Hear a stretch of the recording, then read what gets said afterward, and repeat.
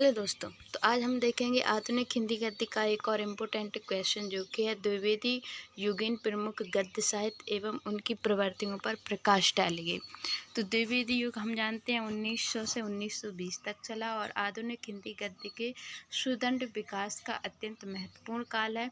इस युग का नामकरण आचार्य महावीर प्रसाद द्विवेदी के नाम पर हुआ, जिनके संपादन में सरस्वती पत्रिका ने हिंदी गद्य को दिशा और अनुशासन और गरिमा प्रदान की। नीचे द्विवेदी युगीन प्रमुख गद्य साहित्य और प्रवर्तनों पर संक्षिप्त हेतु स्पष्ट प्रकाश डाला गया है। हम देखते हैं, ठीक है।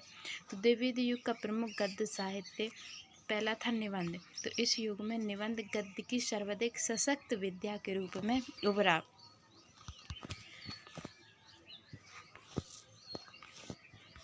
और निबंधकार कौन थे? तो निबंधकार थे आचार्य महावीर प्रसाद द्विवेदी, बालकृष्ण भट्ट, चंद्रधर शर्मा गुलेरी। और उनकी विषय वस्तु सामाजिक सुधार, राष्ट्रवाद, भाषा शुद्धि और नैतिक शिक्षा।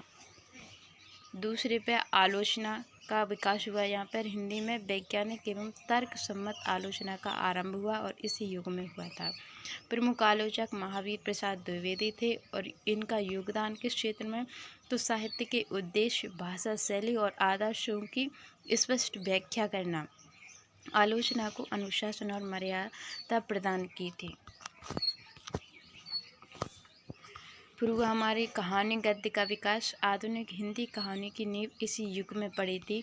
प्रमुख कथाकार थे चंद्रधर शर्मा गुलेरी। इनकी प्रमुख रचना थी उसने कहा था।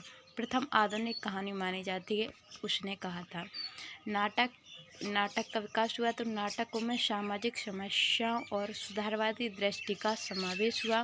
प्रमुख नाटककार थे जयशंकर प्रसाद। प्रारंभिक नाटक, इनकी विशेषता देख लेते हैं अब हम।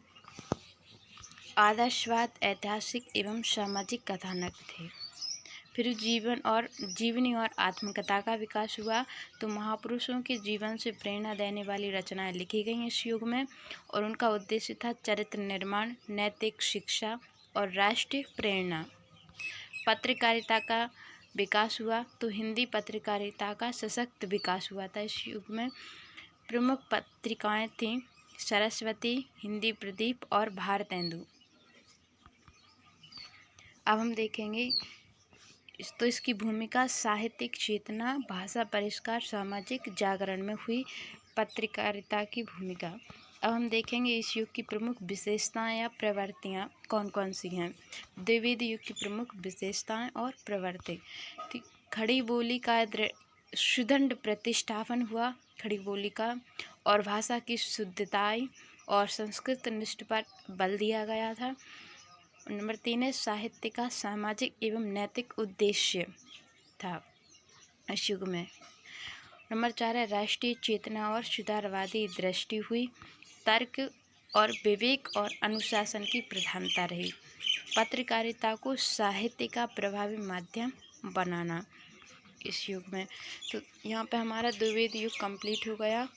अगर वीडियो अच्छा लगे तो वीडियो को लाइक करें और अपने दोस्तों के साथ शेयर करें। चैनल पर नए हैं तो चैनल को सब्सक्राइब करके जाएं ताकि आने वाले और भी अच्छे क्वेश्चन आपको आसानी से उपलब्ध हो। Thank for watching. मिलते हैं अगली वीडियो में।